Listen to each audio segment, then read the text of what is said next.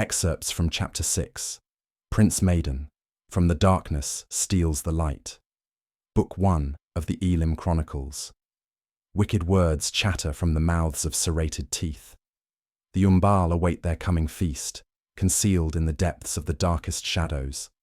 Their bodies swirl in a vortex of inky shadow, constantly shifting and reforming. A living smoke, dark as the abyss, writhing on the wind. From this swirling mass protrude razor-sharp claws, each like a polished obsidian butcher's blade, capable of slicing through meat and shattering bone. The Umbal move with an unnatural grace, gliding along walls and ceilings, leaving behind a faint trail of smoky black mist. They crawl and slither in the light-starved eaves, enveloped in a blanket of darkness, waiting in hungry anticipation. Excerpt 1. Prince Madon and the Galtish Lords.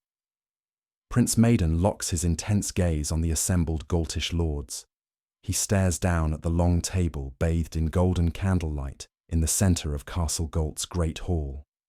Welcome, my lords. The time has come to honour your family's sacred oaths. His gaze lingers on each seated lord in an unspoken challenge, and tense anticipation hangs in the air. As it was, so it will be.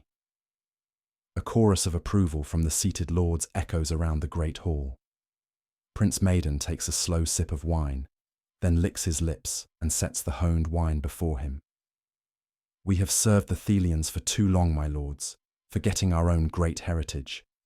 My lords, under my rule, we will reclaim all that is ours by right and restore the pride and freedom of Galt. The assembled council murmurs their approval. Madon's rigid posture contrasts with their nervous shifting. Make me king, and it will be done. Prince Madon peers over the rim of his goblet. Forgive me, my lords, for I forget the faces of the names I know so well. My king, Morana's voice sings from behind a woven black lace-black beekeeper veil. I see before you the loyal servants that are foretold. Excerpt 2. Morana and the Lords. Lord Allerdale rises from his seat, the chair grating loudly against the stone floor.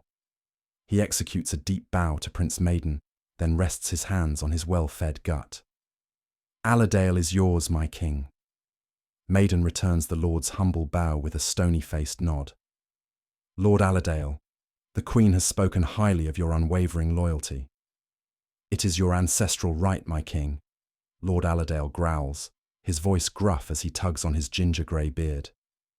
We have suffered under a fool's reign for long enough. Your father has made Galt weak. Allerdale remembers the old god. I stood by my father's side on the day of your great birth. I swore an oath which I hold to this day. My king, Lady Lochber.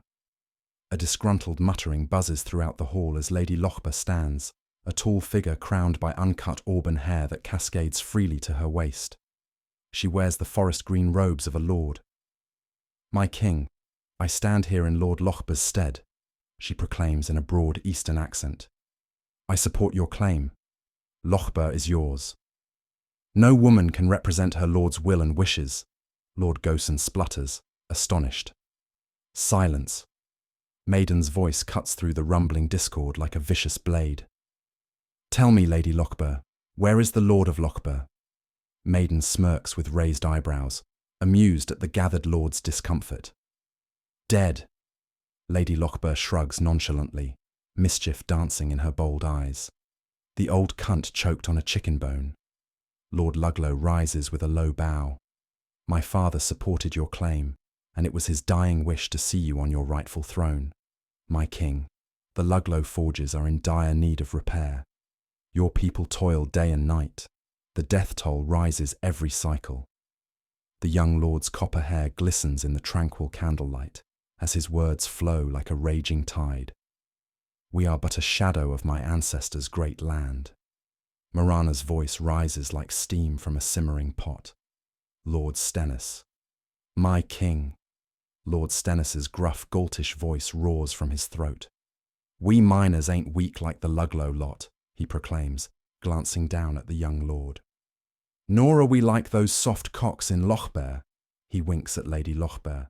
who have some pretty lass with big tits and a sweet cunt to tell 'em what to do. He rests his ham-like hands on his massive gut and takes a slow chug of mead. I hate to admit it, he says, giving Lord Luglow an appreciative nod. But the young lord has it right. We ain't free. We're no better than slaves imprisoned in our own lands. Lord Stenness looks Madon dead in the eyes. Your father ain't no king of mine. He's a Thielian lapdog. Lord Stenness casts a sceptical glance at Marana, trying to glimpse beneath her veil. I pay no attention to this ancient prophecy nonsense, nor do I listen to the goat's shite this witch babbles. He sniffles with a swinish snort.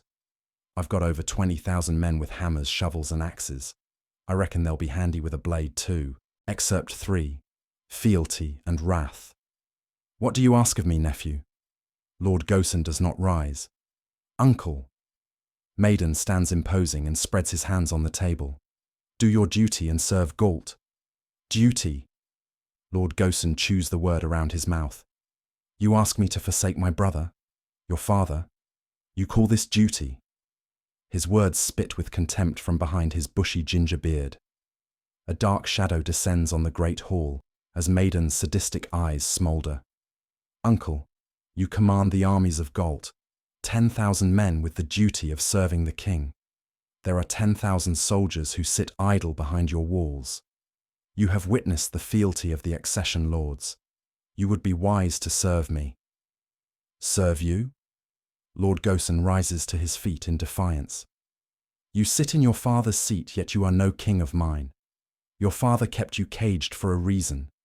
You are nothing but treachery, and you are now treason. A child born from wicked sorcery. You and this meddling witch, my brother the king, should have heeded my words and had you both put down. Enough! Madon slams his fists on the table, and the hall falls into a sudden half-light. The candlelight wanes, dimming in the mounting tension, and through the veiled darkness, a shadow of a pitch-black dragon spreads its umbra wings on the walls of the great hall. You dispute my claim in my rightful domain. Madon's words rumble like slow grinding stones. Chitters, chatters, and vile squelches spit from the Umbal skulking above the lords in the eaves. King Madon's voice is low and calculated. You challenge my power. As Madon speaks, his uncle rises in the air, levitating above the table. Lord Gosen's arms splay wide open, ankles tied together, dangling in crucifixion. You and my father are so alike. Madon's ruthless voice spits from behind gritted teeth. Lord Gosen's arms snap at right angles, and a trickle of blood runs down the lord's suspended body, dripping onto the table. You are so righteous in your ambition for peace. The lord's legs snap at the kneecaps with an agonizing scream. These are my lands which I created at the beginning of all time. In a horrific squelching crunch, Lord Gosen's neck snaps and spins backward, his shaggy grey hair tumbling over his chest. Never doubt me. Madon's voice remains unnervingly calm as a long creaking groan erupts, followed by a gut-wrenching snap.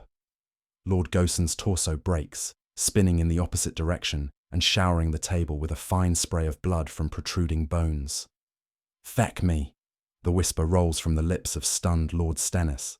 He's still alive. The darkness steals. The light. Coming soon to Amazon and Barnes & Noble. Subscribe now to get exclusive chapter excerpts and be the first to know about the release.